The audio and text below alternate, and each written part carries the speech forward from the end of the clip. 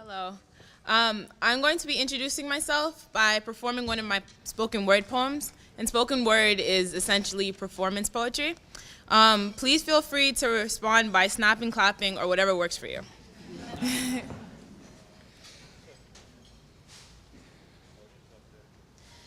things you should know about me before you say hi. 1, Frank Ocean is amazing. 2, I've made a habit of transforming insults to compliments like annoying is just another word for interested. Stubborn is dedication with a concrete backbone. Rude is painfully honest truth, spit too quick and burnt at your eardrum. And ugly is just a broken beauty. 3, I talk too much. I build monuments of nothingness with words I never really meant and forget half the things I say. My tongue has gotten me in enough trouble and enough unnecessary attention you would have thought I learned how to shut up for. I don't know how to shut up. I expose more of what I'm thinking on my face than on paper. I am probably the nicest rude girl you will ever meet. I roll my eyes involuntarily, but will always be the first person to help you get back on your feet. No wonder why I write. I've always needed a filter for such a shameless mind. 5, I don't mind. Tell me what you're thinking, what galaxies run through your head on a Sunday morning. Never censor any thoughts worthy enough to move mountains. Your words are worthy enough to move mountains. You are worthy enough to move mountains. Don't let them take you. They'll transform your smile into crooked teeth and lips too big for lipstick, dark skin into blasphemy. They'll hide their jealousy.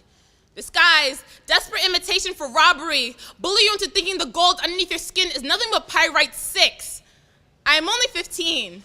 I hide behind big words, a loud mouth, and an obnoxious laugh I inherited from my mother. I have overused the terms, don't worry, I'm sorry, I'm fine, and it'll all be okay. I stack my pride high so you can never see my shortcomings. 7, I don't believe in wickedness. Just in stupid, broken, mismatched human beings, always stumbling over dreams, never seeing the silver lining of pain. 8, I'm aware this makes me a fool. A hopeless romantic or optimist high on happiness, I call it poetic. I rather dream this world's gray with all the right intentions and malice. 9, my favorite words are invictus, tenacious, and nascent. I dream above my head and struggle to meet my own expectations. 10, my full name is Tope Sholola. I allow most people to pronounce it wrong unless you're Nigerian. Hi, it's nice to meet you.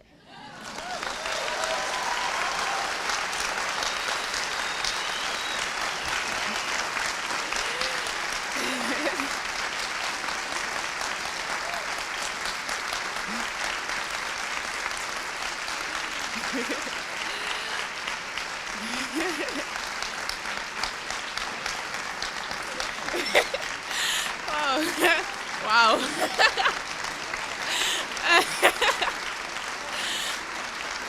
Thank you. Thank you. Wow, I'm not even done with my speech yet. That's amazing. Okay.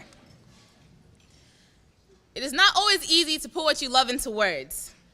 For me, the possibility that words can never truly express my feelings about it terrifies me. Especially as a poet, I'm afraid that by putting words to such a crucial part of my life will lead me to inevitably leave something or someone behind when I tell my story. And I know it is impossible to fit an entire innate experience into one speech and reflect on all of what innate means to me, but it is necessary to try.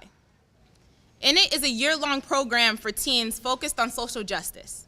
It kicks off with an immersion week over the summer. I applied to Innate out of curiosity. I knew that this summer program would knock out a part of my graduation requirement, but I didn't know what to expect.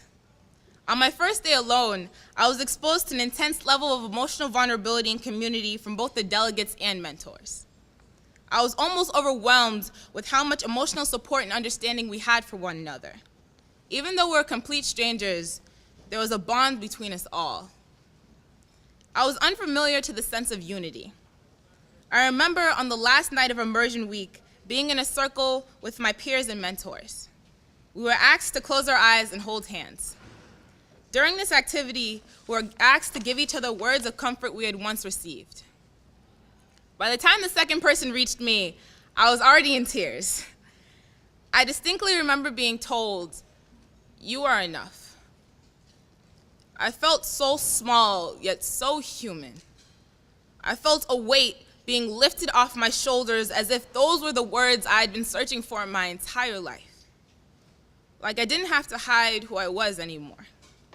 I didn't have to apologize for my tears. Before In It, I was the kind of person who would cry in the bathroom for 5 minutes and come out with a smile plastered to my face. I was so accustomed being the strong girl no one had to worry about. I was the girl who squared her shoulders and stood up just a little straighter in order to seem fearless. This act was so ingrained into my personality, I had forgotten what it felt like to truly cry, to be completely and utterly vulnerable and not feel guilty. I used to define strength as how long I could distance myself from my emotions, but when you are truly strong, you do not have to fear how you feel. I remember being especially emotional during the gender workshop. Both female and male delegates were asked what it meant to either act like a lady or to act like a man, what it means to step out of these roles, and whether men or women have it easier. The boys were sent out of the room. I remember how deep in thought all the girls were, actually taking time to reflect on personal experiences. By the time the boys came in, our papers were full. I noticed just by the way the boys walked in, there was something wrong. The lack of time and consideration put forth for this activity became palpable as they read.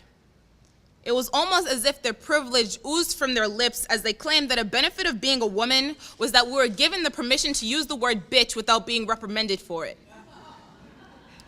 That women were able to manipulate men with their treasure, and if promised, any man is enslaved until he is granted permission to have it. We're furious. A sense of dread washed over me as I watched the boys I had grown to respect and trust excuse themselves by saying, "Not all men," or "girls are supposed to." I immediately thought of my little sister. How could she survive in a world that perpetually objectifies and degrades her mind and body? The tension was so thick, we had to ask the boys to leave. We began to analyze their responses and speak about our own experiences with sexism, from stereotyping to catcalls, even to violence. When the boys came back in, we sat lined up straight, holding each other's hands for support. When we began to share our experiences, a mood of remorse set among the boys.